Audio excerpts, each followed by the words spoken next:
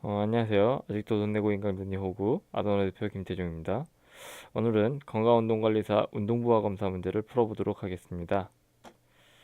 자, 2018년도 문제인데요. 운동부하 검사가 불가능한 환자들은 약물부하 검사를 받을 수 있다.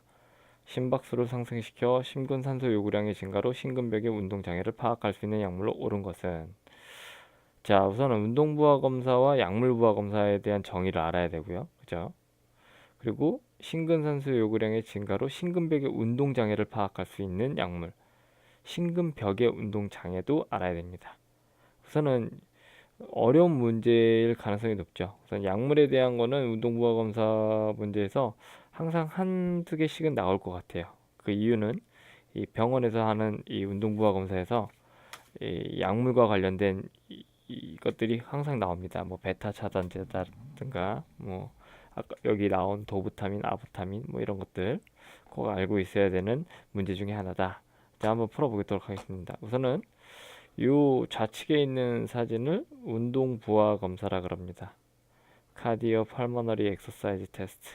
말 그대로 심전도 이렇게 전기 자극도 붙여놓고 여기 가스 교환기도 해놓고 이 러닝머신을 속도와 경사도를 주기적으로 시간에 맞춰서 이렇게 올리면서 이 사람의 심장의 변화도와 이 가스 교환율 같은 것들을 보면서 심장에 이상이 있는지 없는지를 예측하는 테스트이기도 합니다.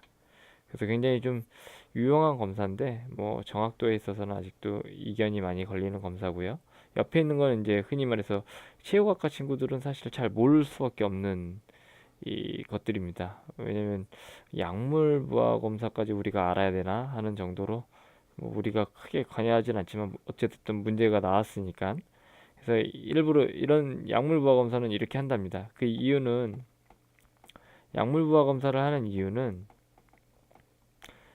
흔히 말해서 심장 검사를 하는 분들이 대부분 좀 뭐라 그래 운동을 진짜 잘하는 분들이 많이 하는 게 아니고 좀 이렇게 심장이 약한 분들이나 뭐 협심증 그다음에 심근경색 이런 것들이 있거나 좀 노령화돼 가지고 관절염이 있는 분들이 많기 때문에 그런 분들은 사실 심장 검사를 운동부하 검사로 하기가 쉽지 않습니다. 그래가지고 이런 약물을 일부러 투여해가지고 이렇게 누워서 이런 심장의 상태를 보는 거예요. 그러면 이 사람이 약물을 했을 때 심박수가 팍팍 뛰고 그로 인해서 운동 기능 장애가 이런 심장 부하가 얼마나 받는지를 알아보는 테스트인데요. 자, 보면 우선은 이 약물 부하 검사에 대한 정보를 알려면 아산병원 사이트를 가면 이렇게 검색란에 약물 부하 검사라고 치면 이렇게 나옵니다. 그럼 한번 알아볼까요? 약물 부하 검사란 그죠? 이렇게 나와 있죠. 약물 부하 심장 초음파 검사는 도부타민과 에르고노빈이라는 약물을 주입하며 심장 주입하는 심장 초음파 검사를 말한다. 약물을 이용하여 심장에 스트레스를 주어 스트레스 전과 후의 심근의 국소적 변화를 비교하여 휴식 시에는 나타나지 않는 병리 상태를 확인할 수 있다. 운동부하 검사랑 이건 다 똑같아요. 휴식 시에 나타나지 않는 병리 상태를 확인할 수 있다. 이건 운동부하 검사와 약물부하 검사의 동일한 점입니다. 말 그대로 휴식 시에는 당연히 나타나지 않은 병을 막 뛰거나 걸을 때 나타나는 병리 상태를 확인한다는 거. 도부타민은 일종의 강심제로 정맥으로 이따가 뭐 다시 설명하겠지만 정맥으로 이 약물을 주입하여 검사하는 경우 심근의 수축력과 심박동수를 항진시켜 관상동맥 질환 및 판막 질환 등을 진단하고 평가할 수 있습니다. 도부타민. 자, 보게 되면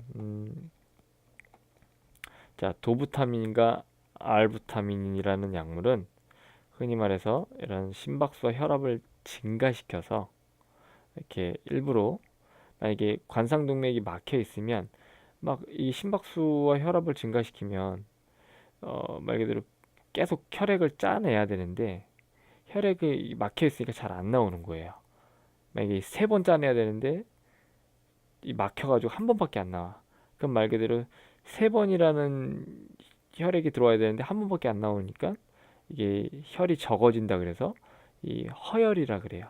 그러면 이제 말 그대로 심근벽이 움직여야 되는데 잘 안 움직인다. 이걸 관찰하는 게 사실은 이 약물 부하 검사의 이 목적입니다. 그래서 일부러 이런 교감신경 흥분하는 이런 약물을, 이렇게 교감신경을 작용하는 이 약물을 이렇게 집어넣는 게 도부타민과 아부타민을 방법이고요.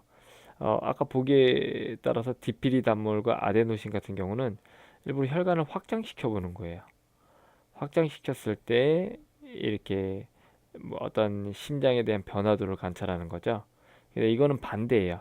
혈압과 심박수를 감소시킵니다. 혈관을 확장하면. 그랬을 때 얘네들이 어떤 반응을 보이는지, 혹은 일부러 심근을 수축시키고 산소 요구량을 증가시키는 교감신경작용제 같은 도부타민과 아부타민은 이러이러한 원리대로 이런 걸 측정하고, 얘는 다른 걸 측정한다. 혹은 약물로도 사용한다라는 얘기가 됩니다. 자, 그래서 우선은 답은 나왔죠.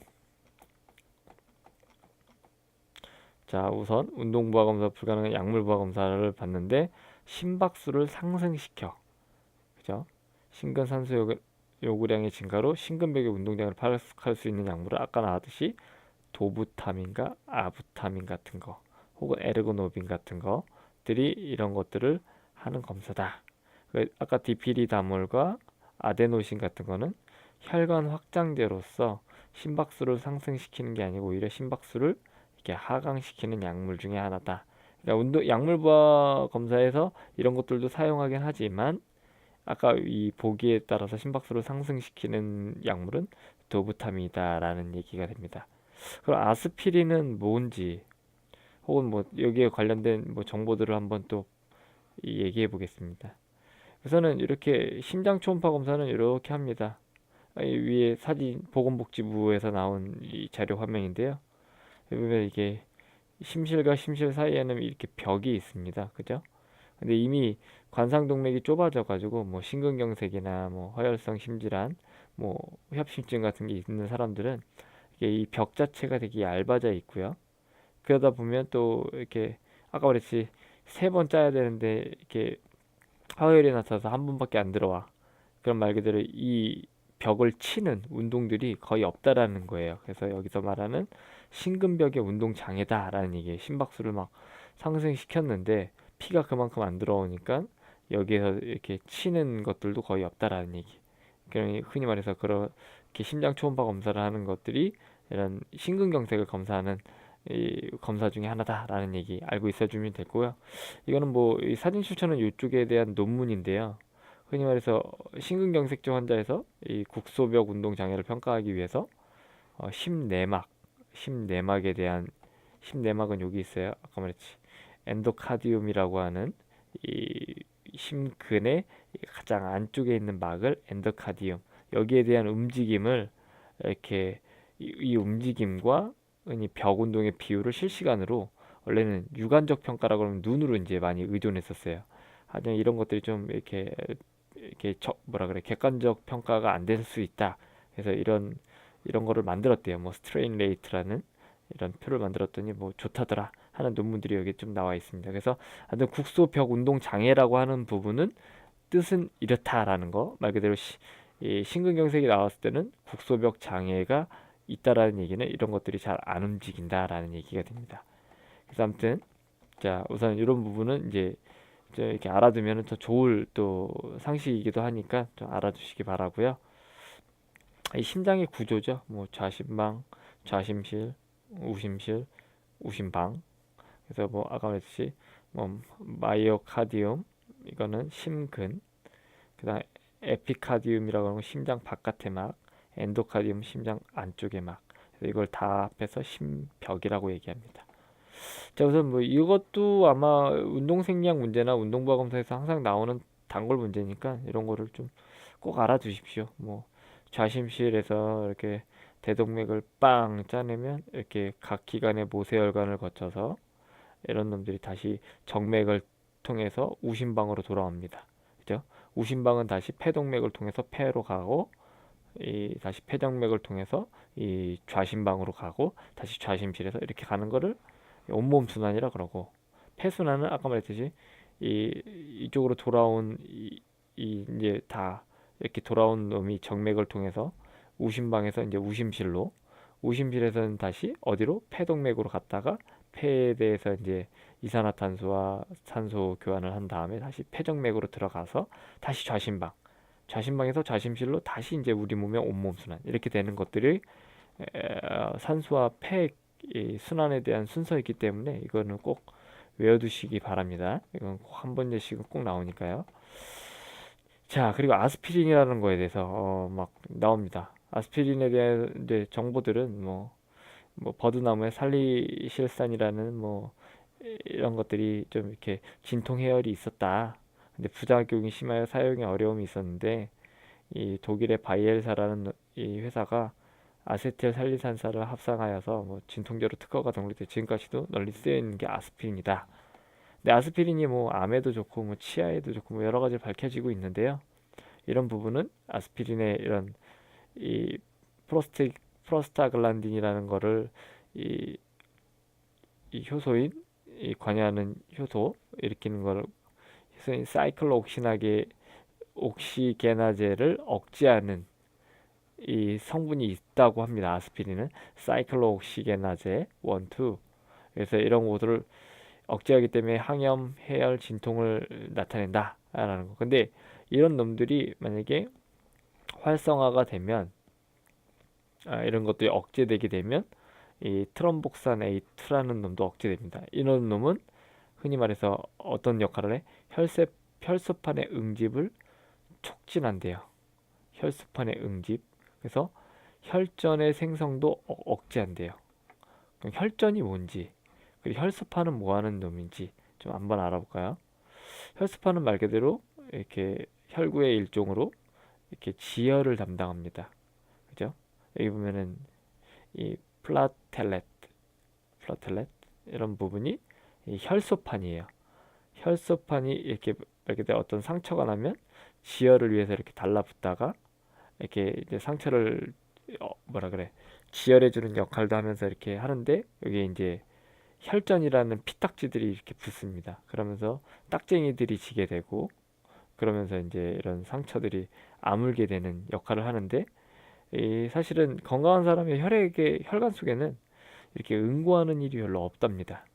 이렇게 피딱지들이 생기는 일이. 하지만 혈관 내피의 손상이나 염증, 동맥경화 등에 의한 이상, 혈액의 정체 응고성이 높아진 경우 국소에서 혈전이 생깁니다. 그래서 이런 부분이 아스피린을 먹으면 혈전이 생기는 이 중간 개체인 혈소판, 그죠? 혈소판의 응집을 촉진하는 트럼복산도 억제하기 때문에 흔히 뭐 심장에 이렇게 혈전이 생겨서 관상동맥 질환이 있는 사람한테 아스피린을 주기적으로 먹으면 좋다라고 하지만 부작용은 이렇게 혈소판의 응집을 저해하기 때문에 지혈이 좀 떨어질 수도 있는 사람한테는 부적당하다라고 얘기합니다. 그래서 아스피린을 먹을 때는 꼭 의사와 좀 상의해라. 장기간 먹을 때는 이런 것들이 이렇게 항염, 해열, 진통뿐만이 아닌 이런 이렇게 아까 말한 심장의 치료 목적으로 장기간 복용할 때는 꼭 의사에게 검사 받은 후에 먹어라 이런 얘기를 하는 겁니다. 그래서 뭐 아스피린에 대한 얘기와 이런 관상동맥 질환과에 대한 얘기를 잠깐 해봤는데 이제 혈전과 뭐 혈소판에 대한 얘기 아시겠죠? 그래서 뭐 아스피린은 뭐 이렇게 투여하면 안 좋다라는 얘기가 좀 나와 있습니다. 뭐 이거 이따가 뭐 돌려서 한번 보시면 되고요. 그래서 자 뭐 도부타민과 아부타민 뭐 이렇게 불편한 이런 것들이 단점이다. 그리고 흉통연을 찾기 위해 시행하며 관상동맥 경련을 발생하는 심장의 변화를 관찰한다. 에르고노빈은. 그래서 뭐 아까 말했듯이 아산병원의 이 사이트 보면 다 있는 내용들입니다. 그래서 도비타민과 에르고노빈 부하를 이용하여서 이렇게 초음파 검사를 한다라는 거. 그래서 얘는 교감 교감 신경 작용제로서 도부타민과 아부타민, 에르고노빈을 사용하고 그 다음에 아까 디피리다몰 혹은 아데노신 같은 경우 혈관 확장제로서 이 다른 정반대의 이런 약물이다라는 거. 그래서 아까 말했듯이 뭐 또 뭐 약물 부하 검사를 해야 되는 이유 중에 하나가 또 뭐 갱년기 전후의 여성에서는 이런 관상동맥 질환이 없더라도 이렇게 이상한 양성 소견이 나타날 수 있으니까 그래서 양성 약물 부하의 검사의 진단법이 유용할 수 있다라는 얘기가 됩니다. 그래서 항상 이렇게 2002년 뭐 미국 기준으로는 뭐 약 40% 가량을 차지하고 있을 정도로 광범위하게 이용되고 있다. 약물 부하 검사는 뭐 이런 얘기가 써 있습니다. 그래서 뭐 이 검사 및 시술 방법은 이 아산병원 사이트 가면 이렇게 잘 나와 있습니다.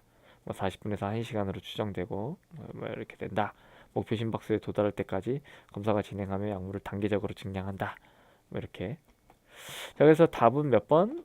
이 약물 부하 검사 관련된 답은 도부타민이었죠. 뭐 각각의 약물에 대해서 좀 알아봤죠. 뭐 얘는 자 이제 뭐 이런 문제들도 나온다라는 얘기예요. 약물 부하 검사래. 운동 부하 검사 문제에서는 약물에 대한 문제가 꼭 한두 문제씩은 나오니까 꼭 알아두시기 바랍니다. 자, 이렇게 뭐 운동 부하 검사 문제를 한번 풀어봤는데요. 자, 어렵죠? 그래서 뭐 어려운 걸 조금 더 쉽게 설명하려고 하는 이 아도노였습니다. 자, 아직도 돈 내고 인강 듣니 호구 아도노 대표 김태종이었습니다.